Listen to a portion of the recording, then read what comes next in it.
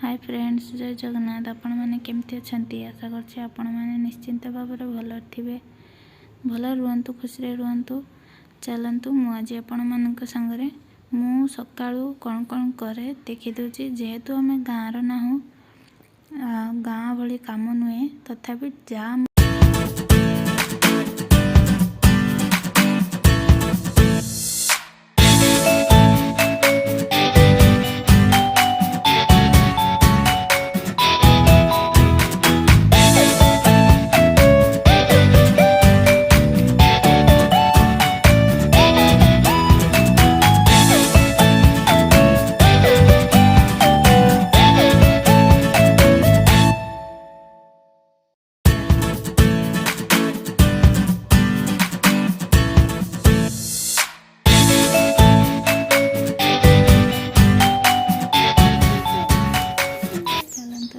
शुणिदवा आम साई कौन कौन कैमेरा सामने।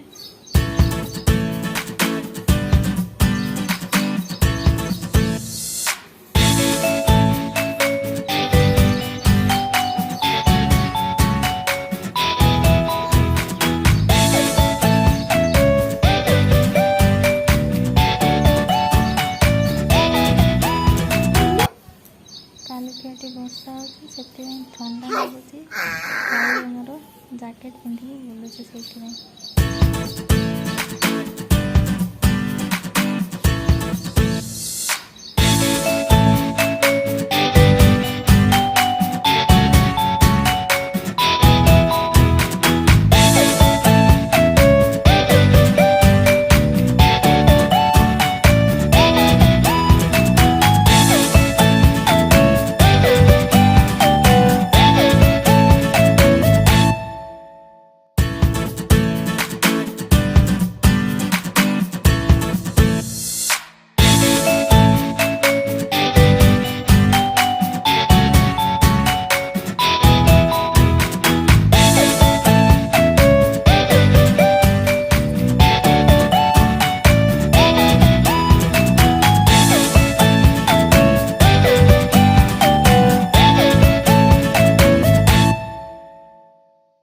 आम भिडियोटी आपण मानक केमती लगुच कमेंट रे जणांतु, लाइक करंतु, शेयर करंतु, सब्सक्राइब मध्य कर दियंतु। पाखर थिबा बेल आइकन को थरे प्रेस करंतु, ताले आम वीडियोर नोटिफिकेशन आपण मानक पाखर प्रथमे पहुंचीबो।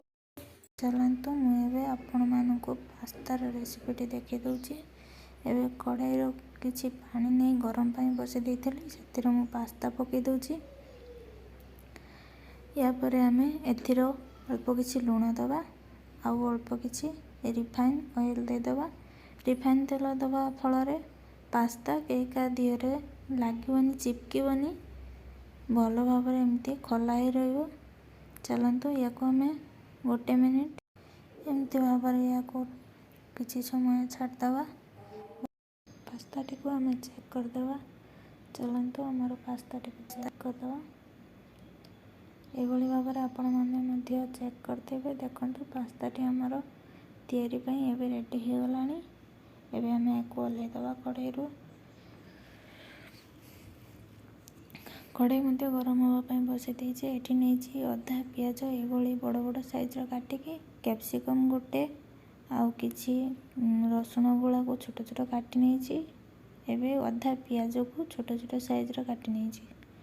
एटी मु पियाज 2 थर यूज करुचे। आउ किछि टमाटो सॉस नहीं। आपण मानक पाखरे जो सॉस थिबे अवेलेबल घरे से सॉस रे तैयारी करि परिबे। कंचा लंका मध्य यूज करि परिबे। जेहेतु मो घरे छोट छुआ अछि सेति पई मु लंका यूज करूनी, राग बेसी मसला मध्य यूज करूनी। चलते एबे हमें कैप्सिकम और पियाज को भाजीबा पई कढ़ाई रे दे दबा। एबे आम एतिरे अल्प किछि लुण दबा, अल्प किछि हल्दी गुंड पकेबा। एथिरे भल भाव या गढ़ी दबा।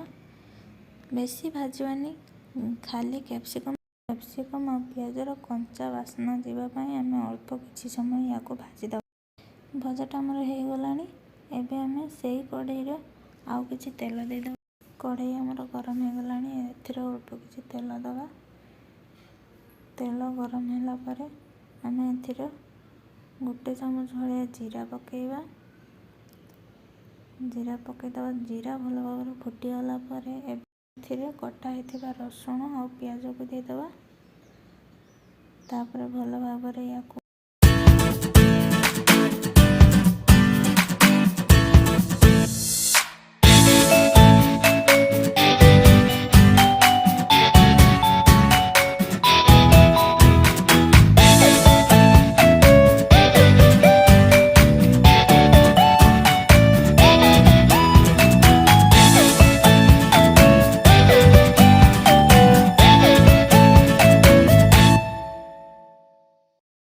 ଏବେ ଆମେ ଏଥିରେ ପାସ୍ତା ଗୁଡ଼ାକୁ ଦେଇଦେଲେ ଟିକେ ଅଳ୍ପ ସମୟ ୟାକୁ ଗୋଳେଇ ଦେବା। ତାପରେ ଏଥିରେ ଆମେ ଭଜା ହେଇଥିବା କ୍ୟାପ୍ସିକମ୍ ଆଉ ପିଆଜକୁ ଦେଇଦେବା। ଭଲ ଭାବରେ ୟାକୁ ଗୋଳେଇ ଦେବା ଥରେ। ତାପରେ ଏଥିରେ ଆମେ ସସ୍ ୟୁଜ୍ କରିବା। ଆପଣମାନଙ୍କ ପାଖରେ ଯେଉଁ ସସ୍ ବି ଥିବ, soya sauce, tomato sauce, red chilli sauce, ଆପଣଙ୍କର ମନ ମୁତାବକ ଟେଷ୍ଟ ଅନୁସାରେ ପକାଇବେ। ମୋତେ ଯେହେତୁ ଟମାଟୋ ସସ୍ ଭଲ ଲାଗେ, ତେଣୁ ମୁଁ ଟମାଟୋ ସସ୍ରେ ଆଜି ତିଆରି କରିବି। ବେଶୀ ମସଲା, ବେଶୀ ରାଗ ୟୁଜ୍ କରୁନି।